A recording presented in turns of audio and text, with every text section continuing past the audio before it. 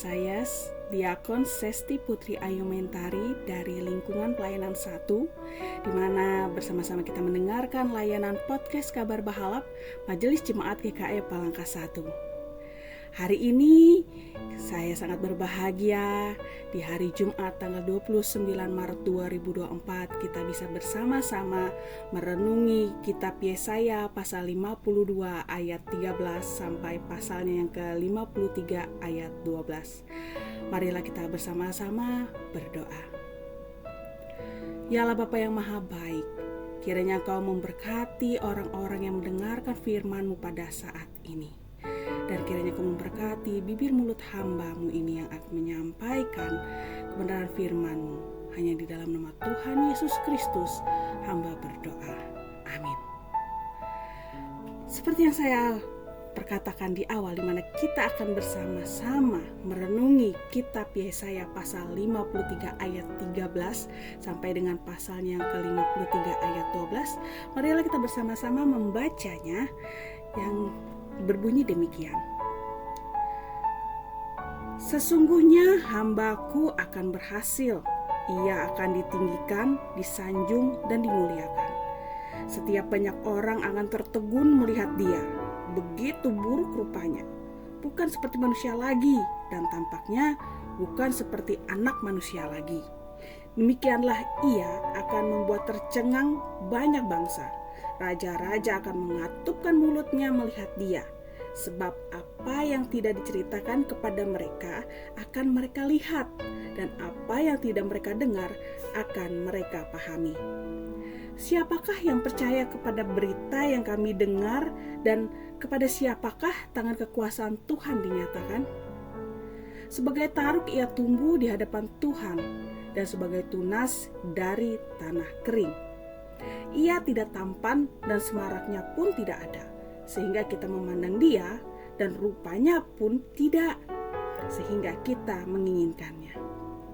Ia dihina dan dihindari orang, seorang yang penuh kesengsaraan dan yang biasa menderita kesakitan. Ia sangat dihina, sehingga orang menutup mukanya terhadap dia, dan bagi kita pun dia tidak masuk hitungan. Tetapi sesungguhnya penyakit kitalah yang ditanggungnya, dan kesengsaraan kita yang dipikulnya. Padahal kita mengira dia kena tulah, dipukul dan ditindas Allah. Tetapi ia tertikam oleh karena pemberontakan kita, dia diremukkan oleh karena kejahatan kita. Ganjaran yang mendatangkan keselamatan bagi kita ditimpakan kepadanya, dan oleh bilur-bilurnya kita menjadi sembuh. Kita sekalian sesat seperti domba, masing-masing kita mengambil jalannya sendiri, tetapi Tuhan telah menimpakan kepadanya kejahatan kita sekalian. Dia dianiaya, tetapi dia membiarkan diri ditindas dan tidak membuka mulutnya seperti anak domba yang dibawa ke pembantaian. Seperti induk domba yang keluh di depan orang-orang yang menggunting bulunya, ia tidak membuka mulutnya. Sesudah penahanan dan penghukuman ia terambil, dan tentang nasibnya siapakah yang memikirkannya? Sungguh, ia terputus dari negeri orang-orang hidup, dan karena pemberontakan umatku ia kena tulah. Orang menempatkan kuburnya di antara orang-orang fasik, dan dalam matinya ia ada di antara penjahat-penjahat. Sekalipun ia tidak berbuat kekerasan dan tipu, tidak ada dalam mulutnya. Tetapi Tuhan berkehendak meremukkan dia dengan kesakitan apabila ia menyerahkan dirinya sebagai korban penebus salah. Ia akan melihat keturunannya, umurnya akan lanjut, dan kehendak Tuhan akan terlaksana olehnya. Sebab kesusahan jiwanya, ia akan melihat terang dan menjadi puas. Dan hambaku itu, sebagai orang yang benar, akan membenarkan banyak orang oleh hikmatnya, dan kejahatan mereka dia pikul. Sebab itu aku akan membagikan kepadanya orang-orang besar sebagai rampasan, dan ia akan memperoleh orang-orang kuat sebagai jarahan, yaitu sebagai ganti, karena ia telah menyerahkan nyawanya ke dalam maut, dan karena ia terhitung di antara pemberontak-pemberontak. Sekalipun ia menanggung dosa banyak orang dan berdoa untuk pemberontak-pemberontak. Amin. Yang berbahagia ialah orang yang mendengarkan firman Tuhan dan melakukannya hari tiap hari. Hari ini kita merayakan hari besar umat Kristen yang mengagungkan, yakni peringatan hari kematian Yesus Kristus, yaitu Jumat Agung. Disebut Jumat Agung karena hari inilah Yesus Kristus mati disalibkan di Golgota demi menanggung dosa manusia dan dunia ini. Dan pada hari ini kita memiliki tema, yaitu hamba Tuhan yang menderita. Secara umum pengertian istilah hamba adalah budak, abdi. Dan sebagaimana yang ditulis oleh Yesaya di dalam kitabnya, hamba yang dimaksud adalah hamba yang menderita, bukan hamba manusia atau hamba-hamba yang lain, melainkan adalah hamba Allah, hamba Tuhan, yang artinya adalah orang yang mengabdi kepada Allah. Atau dalam bahasa Ibraninya adalah ebed, hamba, pelayan. Seseorang yang bekerja untuk keperluan orang lain, untuk melaksanakan kehendak orang lain. Dan juga dapat diartikan sebagai pekerja yang menjadi milik tuannya. Sehingga kalau kita bisa katakan hamba Tuhan adalah seseorang yang bukan hanya milik Tuhan, tetapi juga bekerja khusus untuk Tuhan. Nah, pada saat inilah kita dapat memaknai bahwa penderitaan dan kematian Tuhan Yesus Kristus merupakan penderitaan yang penting di dalam kehidupan orang Kristen. Tuhan Yesus menjelang disalibkan, Ia mengamanatkan kepada murid-muridnya untuk mengingat penderitaannya melalui perjamuan kudus.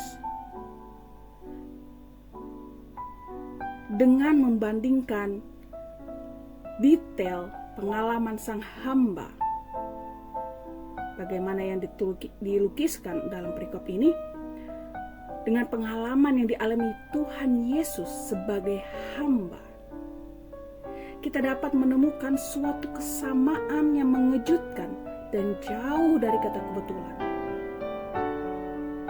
Dan hal inilah yang mendorong kita untuk menyimpulkan bahwa hanya Tuhan Yesus dan Dialah yang dinubuatkan oleh Nabi Yesaya dalam figur hamba yang menderita. Di dalam perikop ini juga kita belajar bagaimana karakter dari hamba Tuhan yang menderita itu. Ada 3 hal, yaitu hamba Tuhan yang menderita melakukan pelayanan kepada Allah. Mana di situ jelas tertulis di ayat yang ke-13. Dan juga yang kedua, hamba Tuhan yang menderita itu adalah yang berkorban bagi manusia yang berdosa, seperti yang disebutkan di ayat 14. Dan yang ketiga adalah hamba Tuhan yang menderita itu mengaplikasikan keselamatan kepada manusia yang berdosa, yang terambil di ayat yang ke-15. Saudaraku yang terkasih di dalam Yesus Kristus,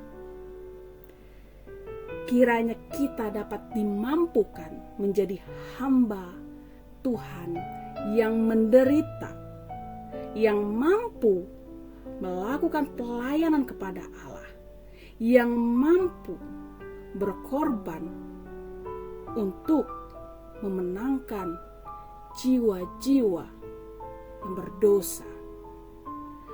Dan juga kita dimampukan untuk mendapat mengaplikasikan keselamatan yang sudah kita dapatkan, sehingga orang-orang di sekitar kita boleh melihat kita sebagai hamba Tuhan yang menderita, tetapi melewati kita, orang boleh bersukacita, orang boleh menjadi diberkati. Dan kiranya kasih Tuhan Yesus menyertai kita sekalian. Mari kita berdoa. Ya Allah Bapa yang kudus, kiranya jadikanlah kami hamba-hamba-Mu yang setia, menjadi contoh dan teladan kehidupan bagi orang banyak, serta menjadi saksi Kristus di dunia ini. Amin. Baik, sampai berjumpa lagi pada podcast selanjutnya. Tuhan Yesus memberkati.